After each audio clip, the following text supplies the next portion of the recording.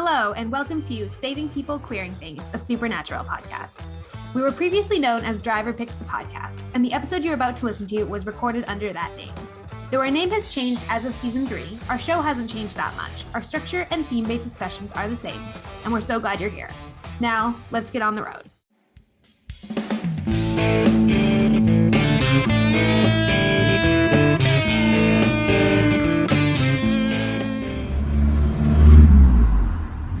Hello, and welcome to Driver Picks the Podcast, the show where we talk about ghosts, road trips, and free will through every episode of the TV series Supernatural. Today, we will be discussing Season 1, Episode 17, Hell House, through the theme of youth. I am Abigail, your host, and joining me today, my best friend, Hannah. Hello. How are you today? Oh, even better for having watched this with you. I'm very excited to discuss it. Me too. This is such a fun episode that I realize I think I've only seen once or twice in all of my many years of watching Supernatural. So it's a good time. So it's now time for our series recap, The Road So Far. This is just going to be a brief summary of what has happened so far in the series. We are now at episode 17. We are only about 5 episodes away from the season 1 finale, which is super exciting.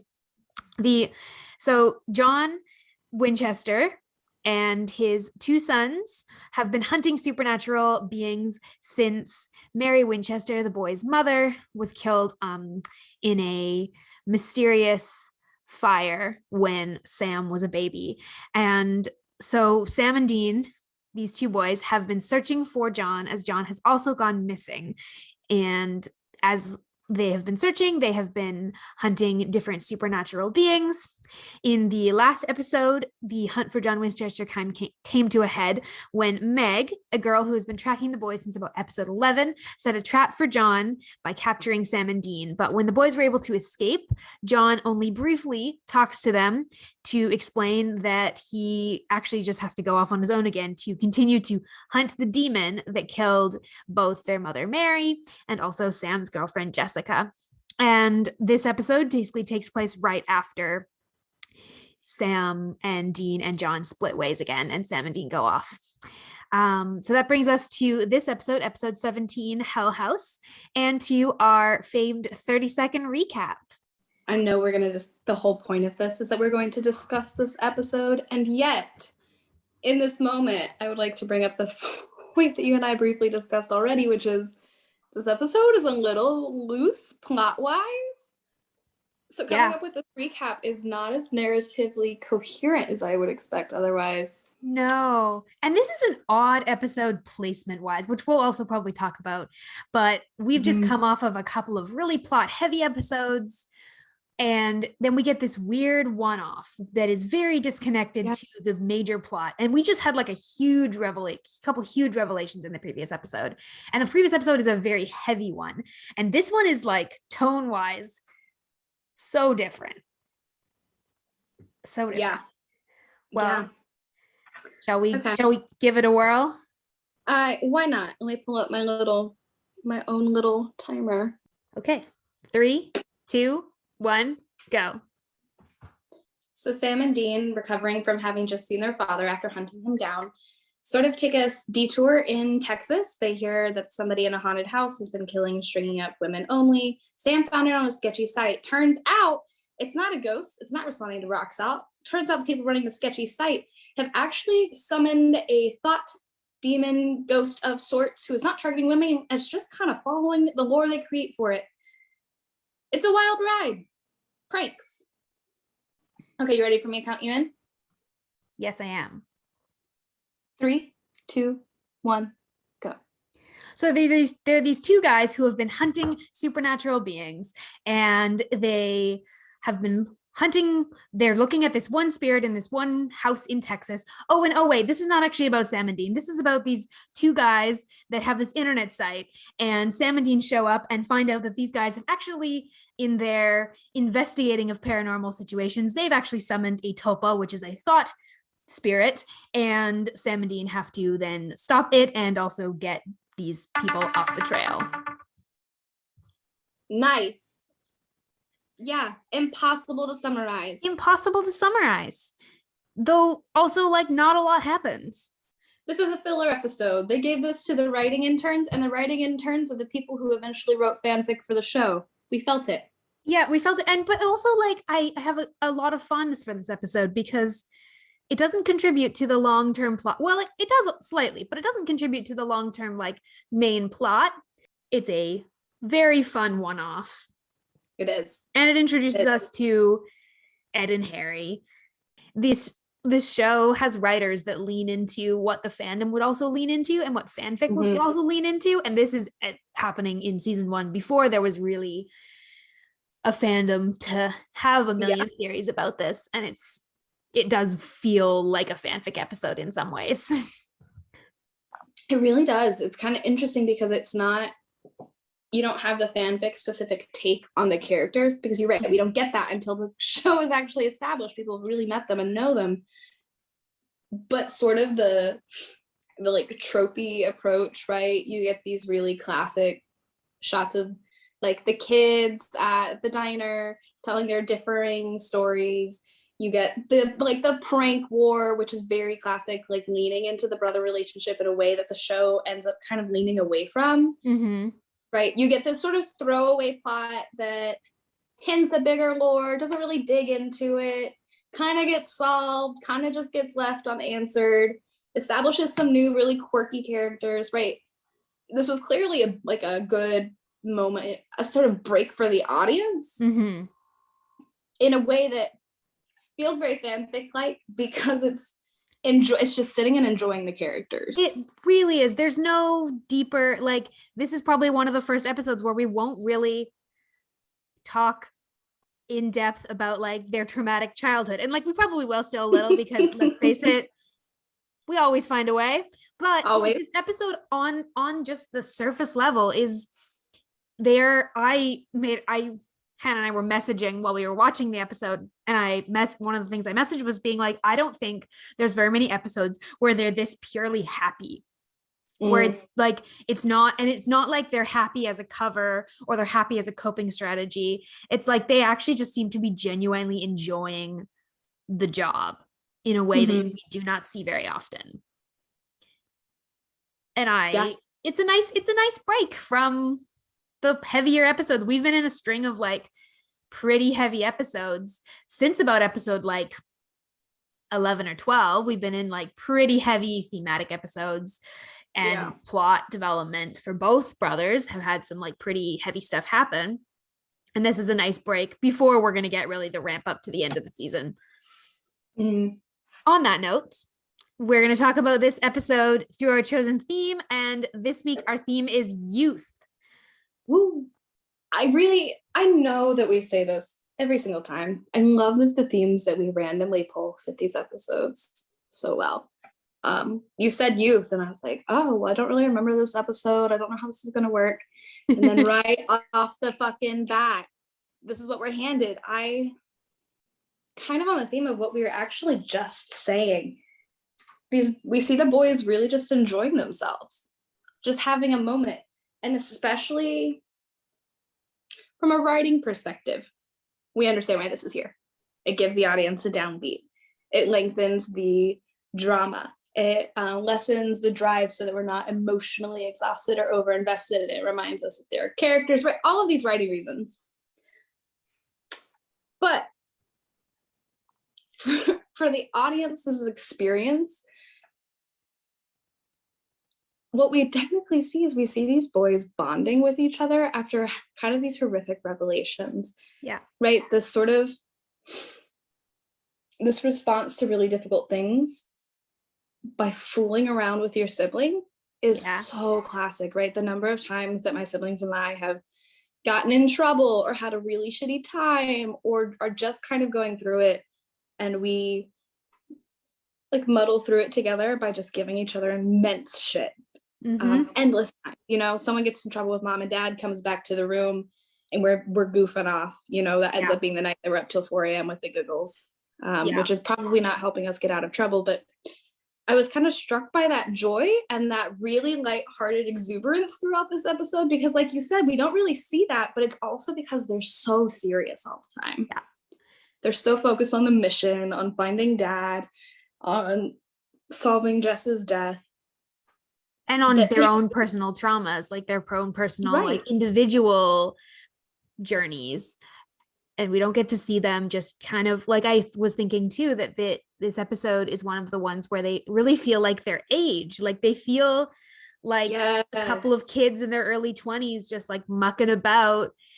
And like, yes, they're on this hunt, but they're also just, yeah, like bonding with each other. They're also just like the job is the backdrop to Yeah. like what's really important in this episode, which is them having fun together and Yeah. yeah, connecting. I think that's a really good point that you made about this is their opportunity to work through even some of the harder stuff they've been through by just playing prank wars and being with each other.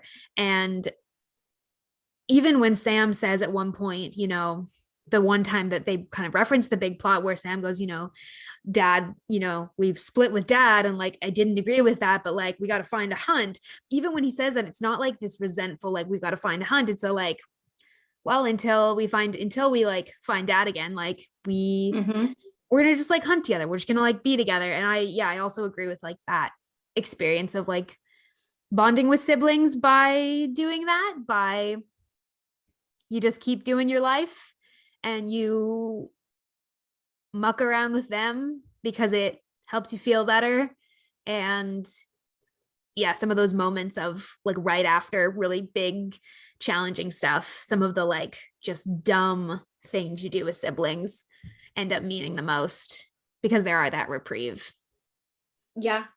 Not to, I know we mentioned that this episode doesn't really bring up a lot of their trauma, but that we will for them. Right. In reading a lot about trauma, which I feel like a lot of us have done this year, if we haven't done it previously, as we sort of work through this international traumatic event. It's ongoing. Looking at like sources of trauma going all the way back to childhood and like neural development and attachment development.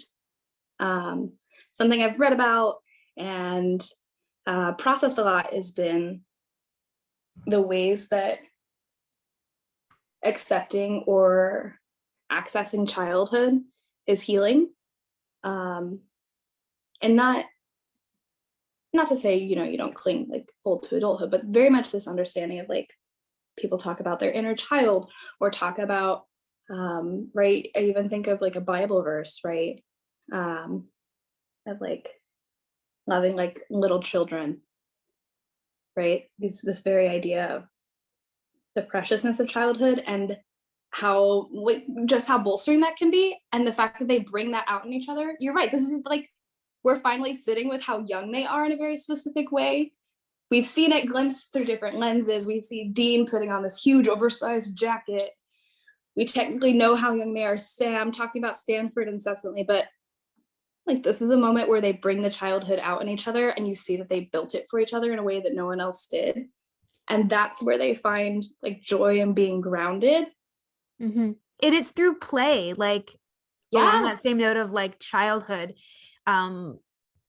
When children go through traumatic experiences, we like the research shows like they act that out through play, and like children, that's how they process. And I think it's interesting because yes, they are, Sam and Dean are technically adults, but they're very young adults who in a lot of ways didn't have a normal childhood, and they are like working out this stuff and they're getting to play in some ways that, you know, I think they didn't have as children.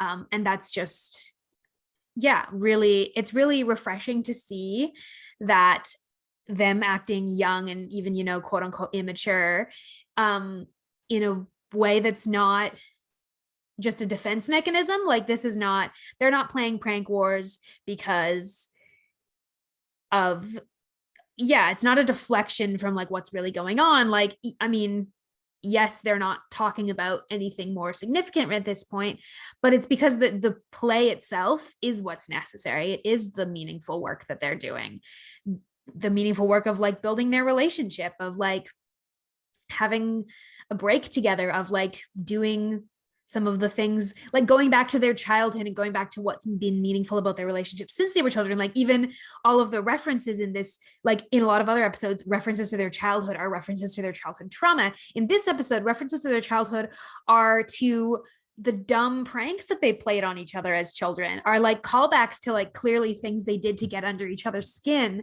And it's just like really refreshing. It is. It really is. God, it's the way that they build on this, right? Like you just said, the sort of callback.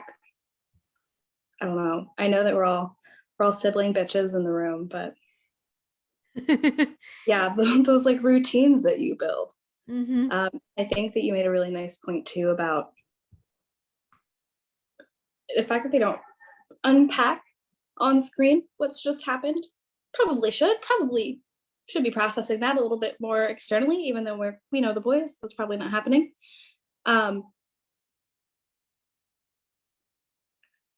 It got me thinking about how they are typically so serious, and how Dean in particular is sort of responsible for holding the seriousness of situations, right? Taking it seriously, really being like the adult in the situation, even when he was a child, in these childhood flashbacks that we see in other ways, and how this play is sort of stolen in a way.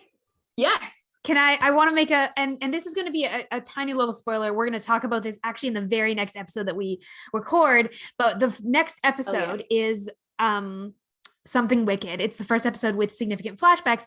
And one of the things, as soon as you start talking about how his like childhood play kind of got stolen from him, and this is his opportunity to kind of reclaim that, in that episode, we're going to see a scene where he's gone off to play as like a kid in an arcade, and something bad happens because he went out, and then we see John like reprimanding him for basically being a child and playing. And so like it makes me think about the fact that he is, I think in a lot of ways, not allowed himself to indulge in play because he was, you know, told by John and like told that his responsibility, he had to be another adult in the situation. And so I think that's another reason why this episode is so sweet, because you just see him not having to play like he's the adult. Like him and Sam are in a good space, and Sam is an adult and he can like play a prank on Sam and it's not going to put Sam in mortal danger. He can play and be goofy and it's not going to like bring this monster. And I think that he hasn't had a lot of experiences like that. And I love that point that you made. And yeah. You can also tell that we're both educators of children, right? Us talking about the importance of play as learning and exploration. Yeah, for those of you who don't, probably most of you who don't actually know this, it hasn't really come up. Hannah is an SLP and I'm in elementary education, so we will spend a lot of time around small humans, amazing small humans. And so anytime that this show deals with children or childhood in any way, it's really fun to talk about that. Yeah. So another thing that I was thinking about, it's a little more of a serious thing of youthfulness. We kind of see this contrast of a few different elements of youth, and we see, like, we've been talking about the positive elements of youth with childhood and play, but we kind of get that contrast, like the innocuous elements of youth, where like the prank wars, there's putting a fish in the back of Ed and Harry's car and all that, versus like the young people at the beginning of the episode who are making kind of youthful choices that are innocent choices. Like they're just being exploratory. Like these kids want to go and explore this haunted house. But it's also like a dangerous choice, you know, like they're going into an unknown old building that they don't know what's going to be in there. And I think, you know, even if there wasn't any supernatural being in there, that would still, I think, be, you know, something we would kind of term as like risk-taking behavior in young people. And that's a very normal developmental thing for youth. But it's kind of contrasted with the like kind of innocent, safe youthfulness of the play in this episode. And then it's again, I think, contrasted with youthful choices that are actually a little bit more explicitly, aggressively dangerous. So we have some like significant peer pressure in both scenarios, where we have three young people going to the house. In the very first scene, we we have the two boys that are pressuring the girl to go into this house. And so we have this like more insidious like harassment and pressure that does put them in danger. And you know, even the fact that one of those boys, once they're in the house, says, you know, like, oh yeah, like there's this myth that like there's this like legend that like the guy who lived here like only killed girls, always goes after girls, right after he's harassed this girl into going in. And I was just like, the insidiousness of that youthful, like, I don't maybe fully grasp how insidious this is as a youth, but also like it is insidious. And then again, later on, the other scene with the three, where they're playing truth or dare, and you know, they kind of give this girl a choice between like go in the house or like kiss this guy, and she doesn't want to. And I'm like, the gender piece of that is really interesting, but the youthful like that contrast between like youthfulness that's dangerous and youthfulness that's really innocent and innocuous. It is, and it's presented in this sort of kids will be kids sort of way, but it comes with all this danger, right? And we find out that the monster, right? We talk about the monsters being sourced through this website, and the monsters being sourced through the website, right? And so all of these readers are tuning in and believing in it, but it originated from kids kind of fucking around and trying to scare each other. Sort of along these like gender lines. Like they created this story around like misogyny, which if I remember correctly, I think Sam even mentions like yeah, sort of like misogynist ghost, right? Sam talks about the spirit being like a misogynistic spirit right at the beginning, before they even know where the origin, when they just think it's actually just a spirit and not a tulpa. Sam like identifies that there is a gender piece that's really specific, and it turns out the kids that originally painted all these symbols, you know, were trying to scare people. And it's interesting that the choice of the narrative was around female victims. So I wanted to bring this up, and stop me if this isn't the right spot. We never find out what happens to Dana, but it's heavily implied that she's the first body they find, right? There's this whole cut scene of, what is his name? Craig, the guy who originated it, explaining, yeah, it was me and my cousin Dana. And I was like, this is so odd watching this cut. Her face is gray and her eyes are modeled out. And then I was like, she looks really familiar. She's the first body that they find, the one that Craig is like, it was real and she was dead, because the rest of the episode, he's really upset about it. He keeps mentioning his cousin Dana. It kind of switches to past tense halfway through the episode, and then she never comes again. Yeah, that's a really interesting like plot miss, I think, on the part of the writers, possibly, because that I hadn't drawn that line all the way through, but I think you're right. Like it is implied that she is, and I was thinking it was weird in the scene where he confesses that they did all these symbols. Like he is really interesting, contrasted with the first scene where he's just like telling them the story and he's all scared and freaked out. And then when he confesses, he's weirdly calm about it. Like he's like freaking out for a totally different reason. He's freaking out because he's like, we've been caught, but it doesn't seem to have the same like, we were scared. Like it's weird. And I think they don't wrap that up and really give us a conclusion to it. Maybe partly because this episode is a lot more lighthearted, and that would have forced a bit more of a reckoning with like the victims, and they don't do that significantly in this episode. No, they don't talk to victims' families. They don't have to go to a grave site. They don't ever even really show like the only emergency services they kind of show are like the police. Like it's not right. Well, they even end and the monster's still kind of there. Yeah, they just are like, and they're like, if it's a problem, we'll come back. Yeah, that is the other thing that I wanted to talk about, is that scene when they come in and realize like, oh, these are these are ghost hunters, you know, and clearly it's kind of the like joke of the trade. Clearly Sam and Dean are like, oh, these people who think they know what they're doing. which is just something I'm delighted with. But there's this whole scene where they're trying to explain the EMF to Sam and Dean, who have just been joking around with each other. We just saw them so youthful. And suddenly these older men are like explaining this complicated technology, and Sam and Dean are giggling. They're literally giggling with each other. Yeah, they can't contain the fact that they're just like, it's hilarious that we have these people who are clearly, they're like, Ed and Harry clearly think they're hunters or think they're paranormal investigators. They don't think they're hunters. They think they're paranormal investigators. And Sam and Dean are just like, this is so funny because they're so clearly not. They so clearly have no actual concept of what's going on. They have somehow stumbled upon maybe something that, and at this point in the episode, Sam and Dean aren't even convinced that this is their kind of thing.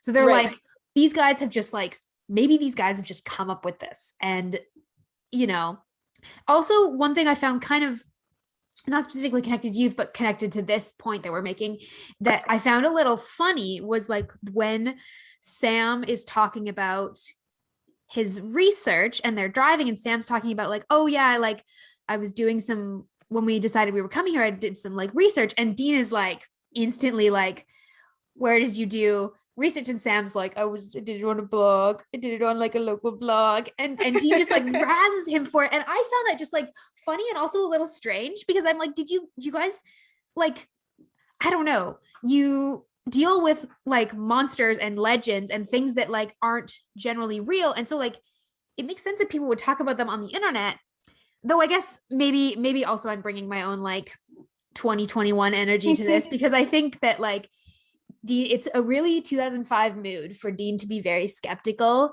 of like an internet forum, you know, where people talk about the supernatural, and him to be like, well, obviously that's not where the real research is going to happen, which is really funny because later on in the show, that's absolutely where almost all of their real research is going to happen, is going to be on the internet.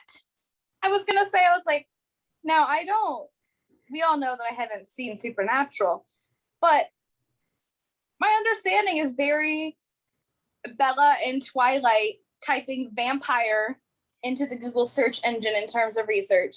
They're like, well, let's learn more about this. Yeah, we'll go to the library and also Google it. Like Dean is like, how dare you potentially find a case on one of these blogs, but I would trust Wikipedia as a source with my whole heart.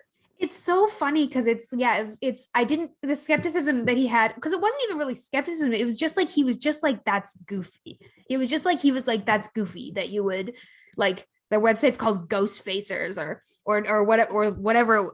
Maybe the website, that's not what their website was called. Whatever their website was called, he was like, that's goofy. Hell's Hound something? Yeah. Hell's Hound's Lair. Which he's just like, that's so goofy, and it's so funny because that's going to be so much of their job depends on them hearing the stories of like locals in a town and taking them seriously, and as soon as they're on an internet space, their conversation in this episode is around that not being reliable.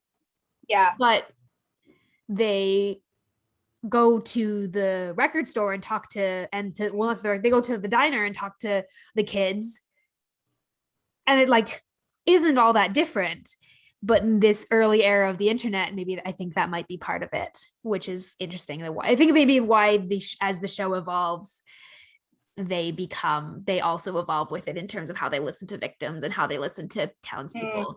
It's also, I think, kind of interesting in terms of the show's lore, because they this brings me back to like the Bloody Mary episode, where Dean is also really skeptical of a large scale legend being true. And like in this episode, he makes the joke. He's like, well, if like you can just think something into existence, like lots of people talk about Santa Claus. And in Bloody Mary, he's kind of has the same thing where he's like, Bloody Mary legends are everywhere. That doesn't make them real. And it's an interesting trend in Dean particularly, where it's like, you hunt supernatural beings. Like you wouldn't think the legends might have something to them. Like you're so surprised whenever you find a new kind of monster. Like, haven't you been doing this your whole life? You shouldn't be surprised by anything anymore. But Dean is constantly surprised by things, which is, I think, is funny. I think it's entertaining. It really is. It speaks to the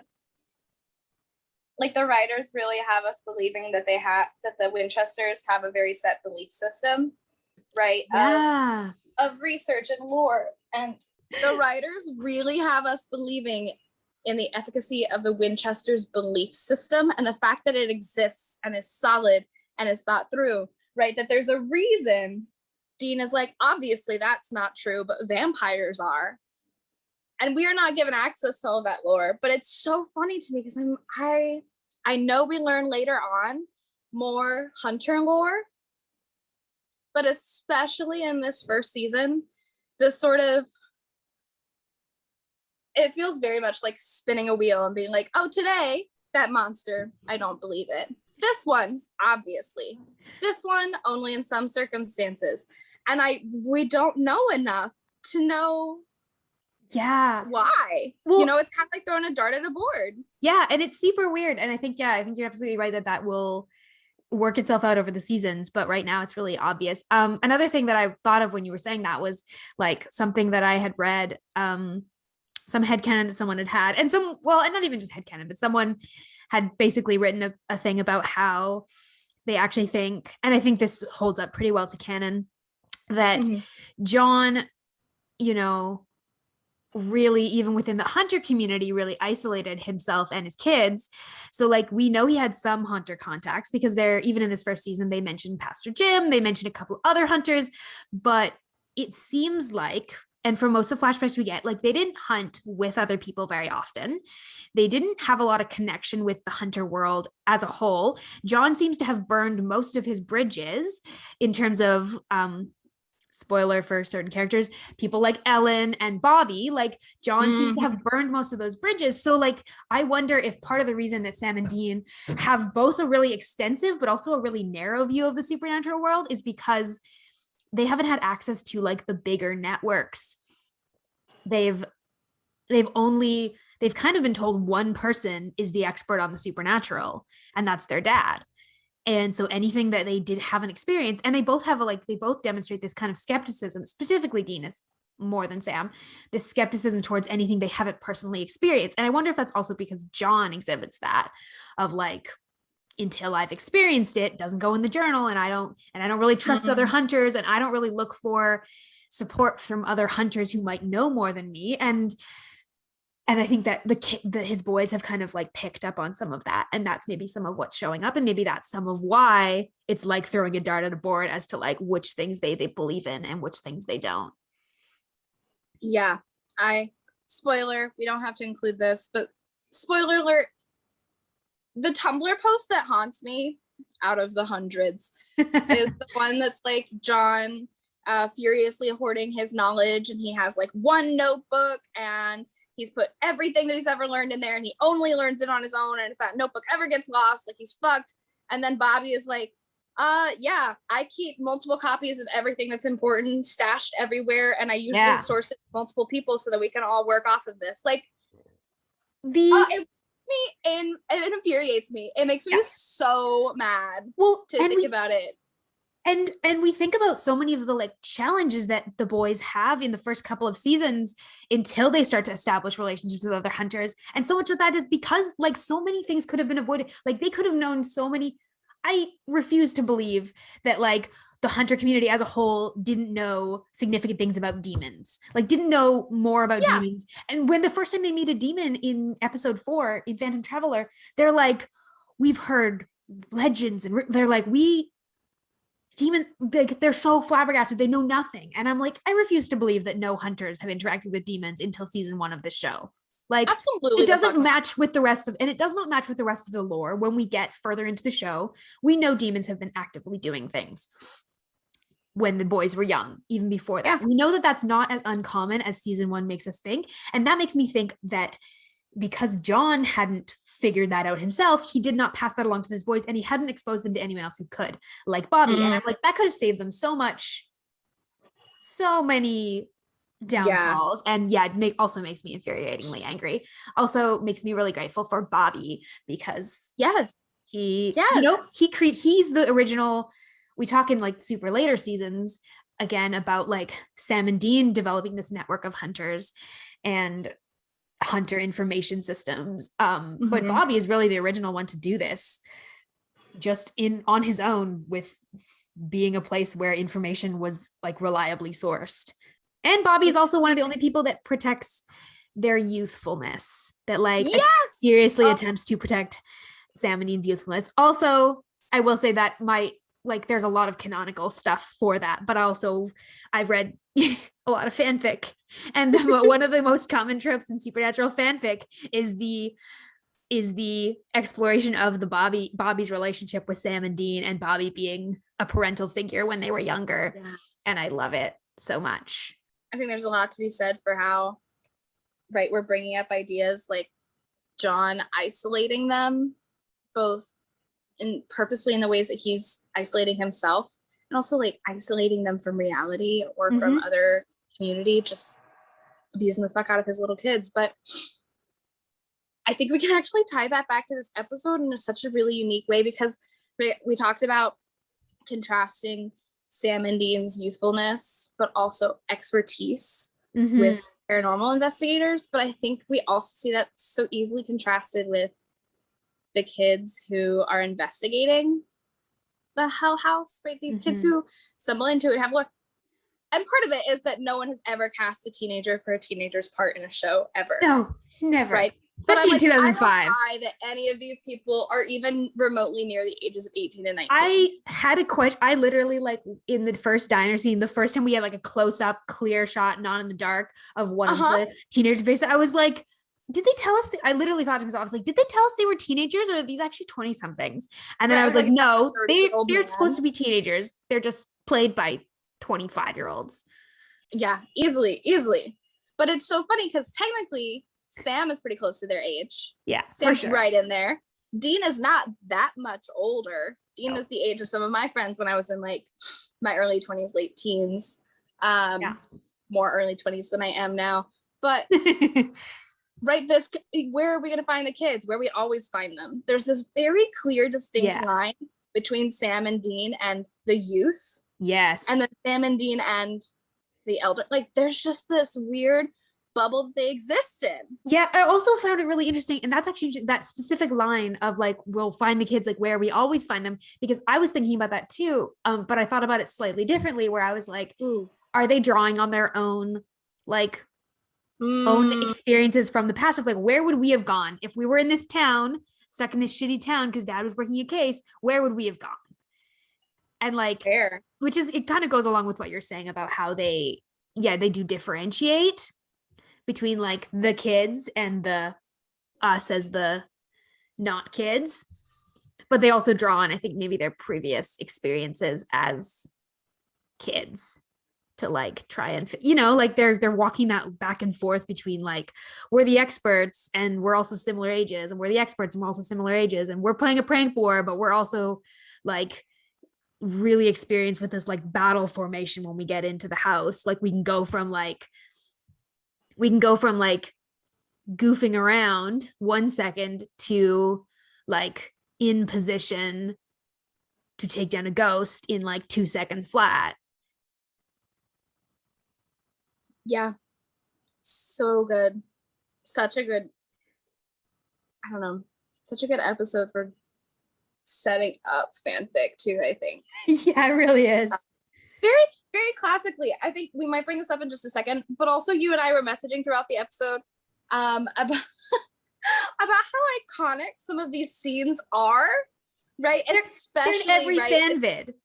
Every fan vid, and so many people's avatars back on Tumblr in 2014 came from this episode. God. I know I had an avatar that I'm pretty sure. What? The shot of Sam laughing after supergluing Dean's hand to the beer bottle. I was like, I have seen this shot so many times. It lives permanently in my brain. Yeah. It is burned in there. I'm watching this happen in real life as though it's deja vu. Yeah, I'm pretty sure I had an avatar on Tumblr back in the day that was like one of the shots of Dean driving the Impala in the beginning, like with the road, like with the jacket. Like I iconic stuff in this episode. So we're going to move into our going meta segment. We're going to check in on some of the things that we're tracking and talk about them a little more. So number one is our keeping track of deaths. So kind of in two categories, we have two meaningful, important deaths this episode. I think that's it. At least two that we kind of explicitly know of. And that's the girl originally, probably Dana, that we've kind of determined is Dana. And then the other female victim, I don't remember her name. In terms of like significant character deaths, we don't have any in this episode. Again, it's like a really lighthearted episode. Next is the Bechdel test. The Bechdel test is such a low bar, and it is very rare for shows to pass it with flying colors. But I will say, I do think those count. It's like 85% passing. Yeah. Same. What are you laughing about? Sorry, I thought that was a really funny joke. And then I just had a lot of gender feels, so I sat in that for a second. Of being like 85% passing. Oh, I get what joke you're making. That's my new tweet. Is I tweet. Next is lore. We've talked a bunch about the lore related stuff already. The kids that are doing this prank paint like a devil's trap, which we don't know. That's the one with the star and the circle around it.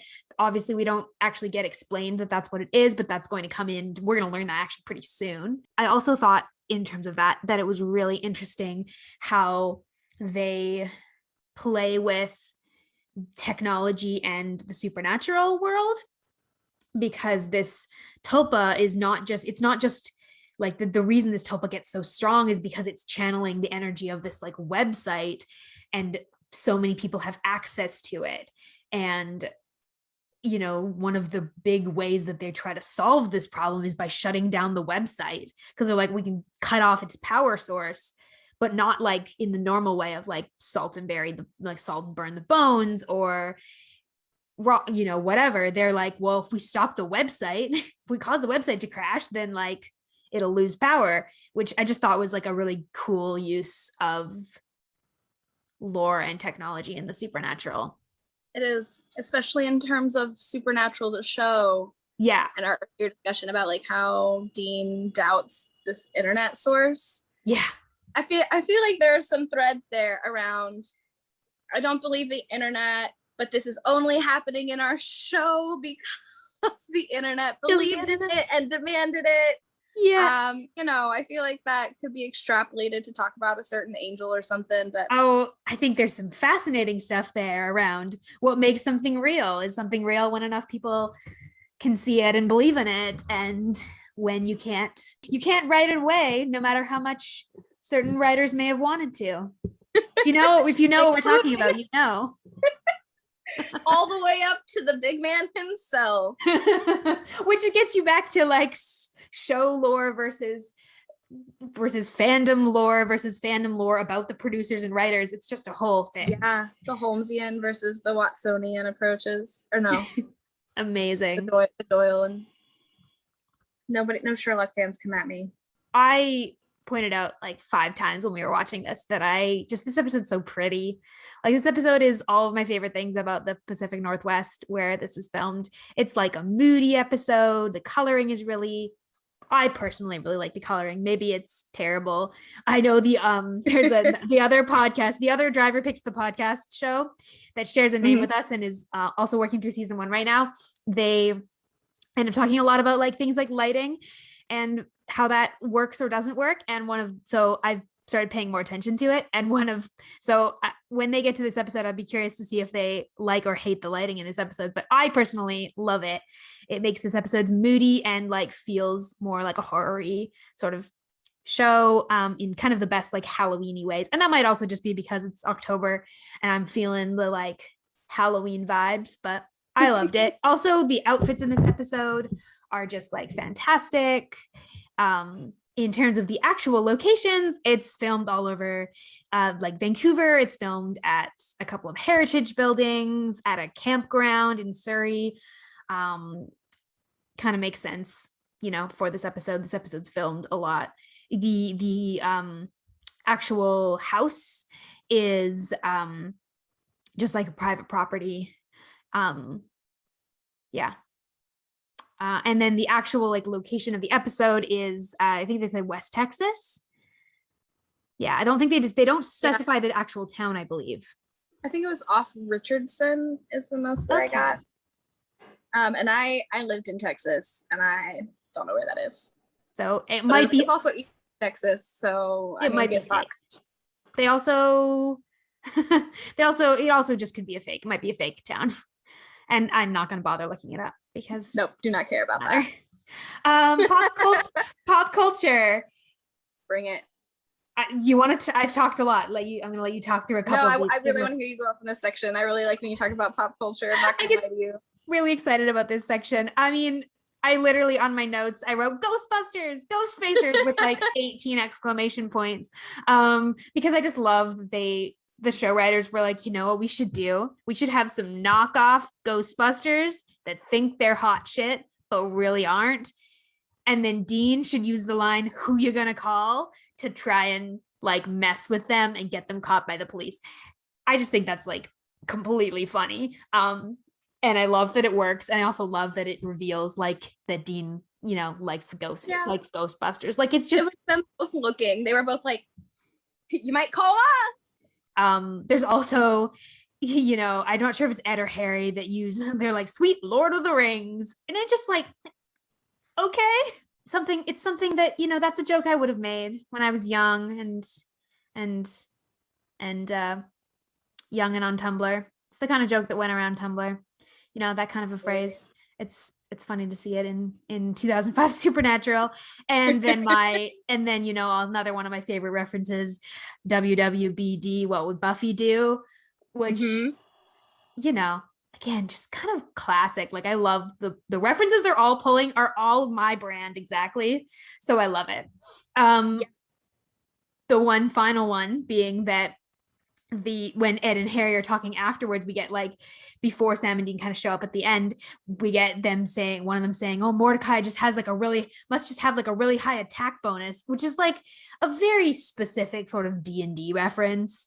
And they reference role-playing games. And, these two are just huge giant nerds. And it's kind of delightful how many references they managed to sneak into this episode as a result. Now, our last part of our Going Meta segment is going to be our gaydar section, where we talk about gay stuff and also gender. Where to start today? Maybe it's the gender feels have been really strong for me lately anyway. Make me feel like, again, 2015 called it once the term gender feels back. Yeah, I'm not sure how I feel about you using that in 2021, but it's hard to find a new term that describes what it feels like. That's not that. It is, the gender fuckery happening in my life. Dean was such strong gender this episode. Oh my God. I don't know if it was the lighting. I don't know what Jensen Ackles was on this week. The hands, the jacket, delightful. That's my expression connected to this. But then the expression in the episode was so interesting. Dean's constant obsession with the performance of masculinity. Yeah. With the genders of the people around him. I really want to see where you go with that before I dig into it any more than, just mentioning it. But I will also say, and I brought it up earlier, like as a throwaway, I do think the funniest line from this episode is when they're talking, the ghost faces are talking to each other. And they're like, "We might have sex with a woman." Like, I don't, lines that they didn't know, lines that no one in the writer's room, I don't believe anyone in the writer's room thought through that line in any way other than the very specific literal way. Yes. Yeah. They meant that to emphasize. They were like, "Oh my God, a woman, a real life woman, we're gonna have sex. But what came off was, instead of having sex with each other, we might get laid by a woman. And I love that for this for so many reasons. The point I want to make first off is that that Tumblr, like a Tumblr post or something. I've seen it in a number of places. They're like, maybe it was on TikTok. They're like, where they're like, the only people that talk about their gender, so like, obsession with gender usually means like something interesting is going on with you. Like people who are really settled in being cis are usually not talking about it all the time or obsessed with policing it in other people in the same, it's just really interesting how that was not a very coherent sentence, but I am fascinated with Dean in season 1, particularly obsession with like gender and gender expression. The line that piqued me for this episode was, when Sam and Dean are talking and Dean says, legend says he only goes after chicks. That explains why he went after you, but why me? And, and Sam just sort of like blows it off and like laughs and just kind of goes like, whatever, dude. Like clearly Sam's like, dude, this is a joke you make a lot. Like, it's weird that you make this joke this much, but I'm not personally like, doesn't concern me. Whereas Dean, again, this is a joke I'm pretty sure we've already seen this once this season, at least. We're going to see it again. We're going to see it consistently. And I think there's two ways you could look at that. You can look at that as sort of a like disparaging. I'm going to say that again because my phone went off. You can look at that sort of like two different ways. You can look at that as like Dean disparaging like women, or you can look at that in this like Dean has a really complicated relationship with like gender and gender expression and gender presentation, partly because of his experience as a caregiver growing up, partly because of his experience of masculinity as portrayed by his dad, partly because he didn't grow up with a lot of females in his regular everyday life because he lost his mom so young and was very isolated. You think about like all of those things and like what is going on when he's making that joke, that comes across as one thing, but I think maybe is more interesting to think about in another way. And I think when we get to know more about Dean, like later on in his relationship with gender, like it seems like he always has a fairly fragile relationship with it. Like it's always a little bit in question of like how, he really needs to prove his masculinity in ways that are sometimes really toxic and sometimes are really exploratory. And that's really, really interesting. I think you're right on the money, right? This fragility and how it interacts with their childhood rearing and environment and always coming back to fucking John. I think there's a lot to be said with the contrast with Sam. Mm-hmm. That perhaps hilariously, I was gonna say, I feel like Jared Padalecki wants to reassure me of his masculinity more than Jensen Ackles. I don't know how true that is. I don't know how true that. Yeah. Jensen feels like more confident that we know he's a man. He just wants like assurance. Jared feels much more anxious about it. It's you're in the fandom. Yeah, I feel like that's actually I have no idea if it's accurate or not in terms of them as actual people, but that's if I was going to guess based on them in general and the way they portray themselves and are perceived in the public spaces. Some recent moves vis-a-vis social media with the J1s, because they're no longer J2. But I think it's fascinating that Sam very rarely feels the need to confirm or affirm or restate his masculinity. And that might change as the show goes on again and working off a very specific profile. Honestly, like I think it evolves and grows ways there, but it does, I would say, I think that's actually a pretty consistent thing for Sam. Like, he doesn't seem to feel the need to prove that. He doesn't seem to feel the need to like give caveats when he has emotions or vulnerability, or displays more like stereotypically feminine traits. Like, most of the time Sam doesn't seem to feel the need to like accompany that with like a, but I'm still a man, whereas Dean often seems to be like, I did a quote unquote girly thing. I've now got to like make sure you know I'm a man. Yeah, exactly. He's like, no, wait, I need us all to take a minute and acknowledge that I didn't do that, and it didn't like affect my gender's fine, right? My gender is strong man. And it's, you know, it plays on a couple things. It plays on that trauma response of Sam felt comfortable. Sam feels confident. Sam's identity and interaction with the world is something that he like comfortably has, versus Dean's very tenuous relationship with the world, where he's constantly trying to prove himself, and he's constantly trying to prove himself as a hunter to his father in these ways that are very coded. And so I think, you know, there's something to be said for the difference between them in terms of that, but also coming at it from the gender perspective, from the gender and sexuality perspective. I'm not saying Dean is trans. That's not what I'm saying with my heart. No. What I am saying is that one of the very early takes I saw that really reassured me about where I stood gender and sexuality wise was cis people don't think about their gender. Yeah. That's what the thing I was trying to point out earlier that I said really terribly, but yeah, like that thing. No, yeah, no, you were right on the money. I think you're spot on with it, right? And it's not, I love people discussing Dean's gender. I'm all for that.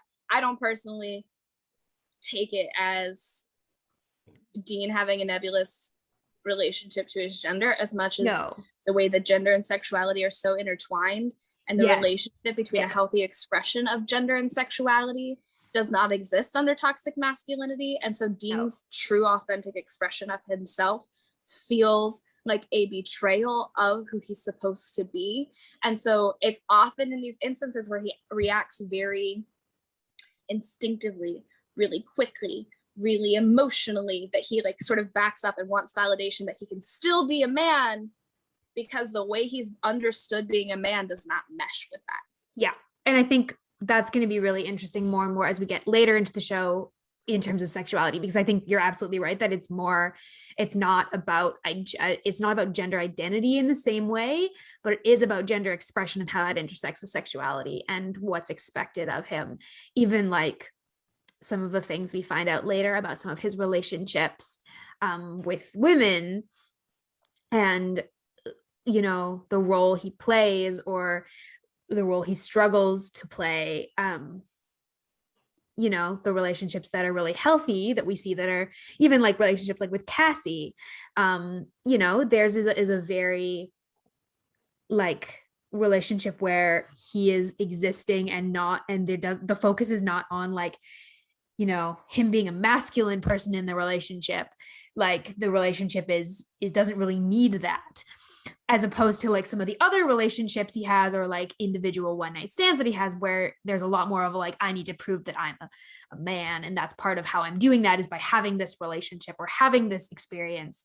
You know, I'm going to go and get drunk and hook up with someone because that is the perception of like a man that I have to maintain, because I'm also feeling all these conflicting things about sexuality, about my other relationships, about like other people that I care about that maybe I don't know how to express or how to like ask for, or how to be vulnerable with, or like I express vulnerability in like a relationship that, you know, not even a romantic relationship, just like a relationship that I have with someone of the same gender as me. And so I don't quite know how to reconcile that with like what I've been told a man is. And so I have to, if I assert my masculinity, that eases some of the pressure on me for like these other things that I'm also trying to reconcile.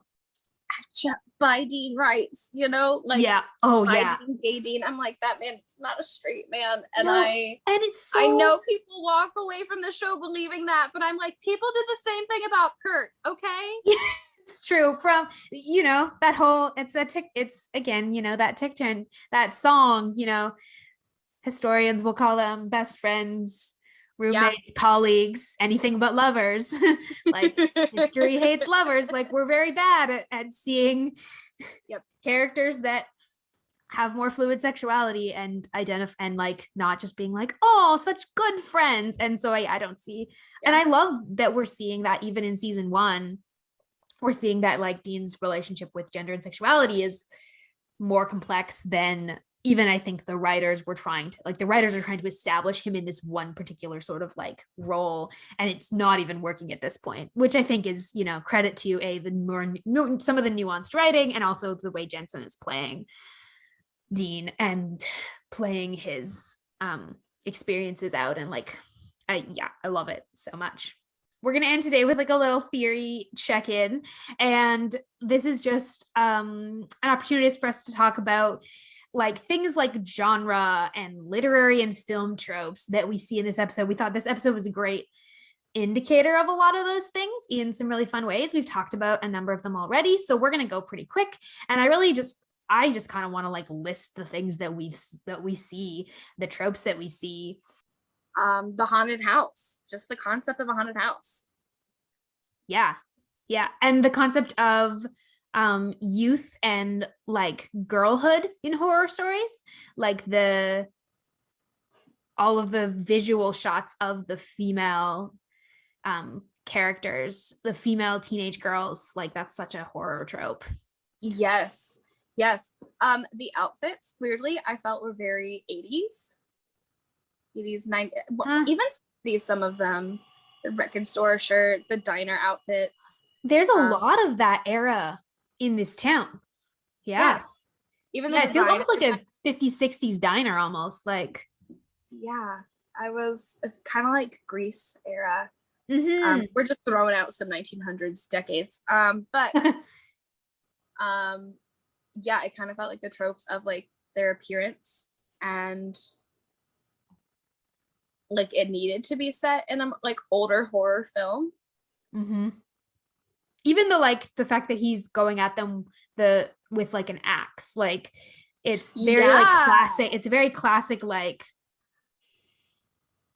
murderer spirit thing that's just like hacking away. It's not really thinking, it's not strategizing, it just comes at you with an axe, or it strings you up, like it, which makes sense given the fact that this was like teenagers that created. But I like that interplay of like, that's what like teenagers who are trying to scare other teenagers are going to do. They're going to play off of genre tropes, and they play off of genre tropes by like creating this idea of this like this particular kind of killer. Yes. I think the truth or dare metric for getting in is such a good horror trope of like, no, I'm here on a dare, don't get me, scary ghost man. The like shot of her with the door. Yeah. You very specifically need this like youthful reason for them to be there.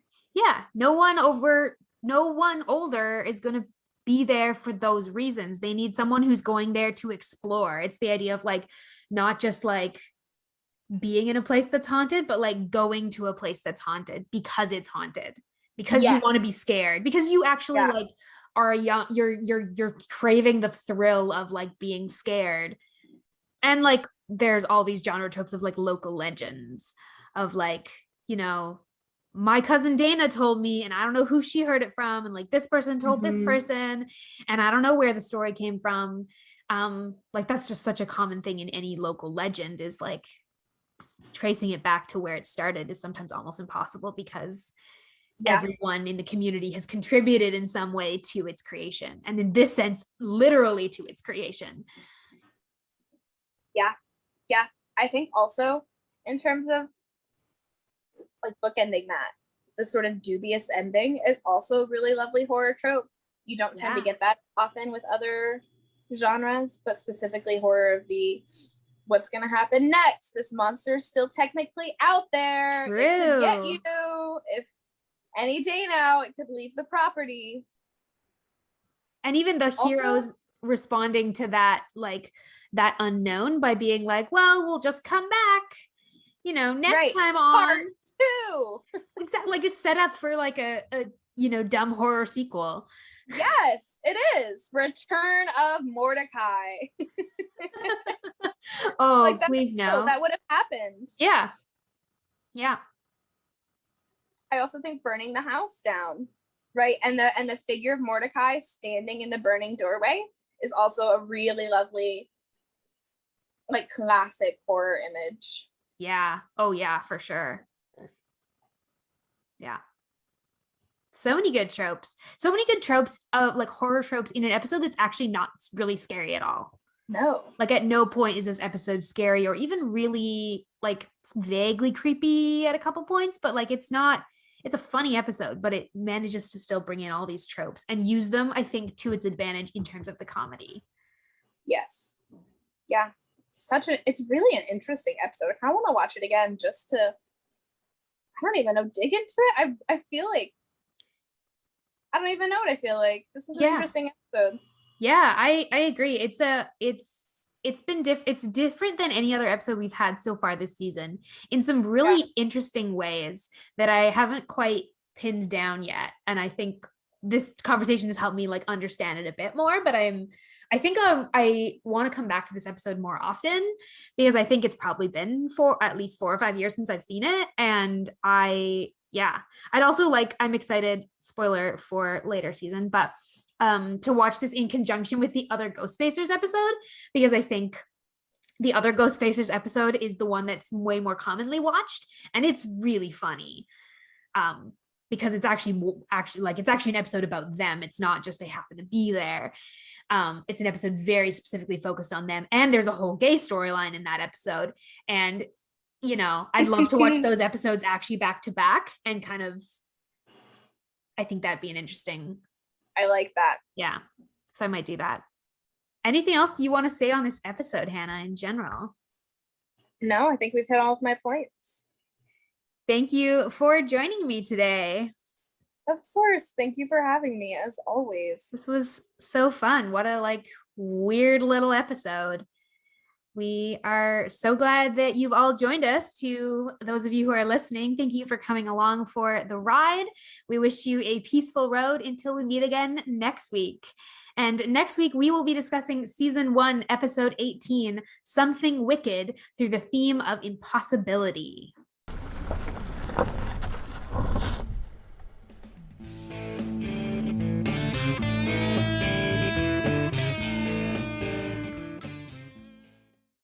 A note to our listeners.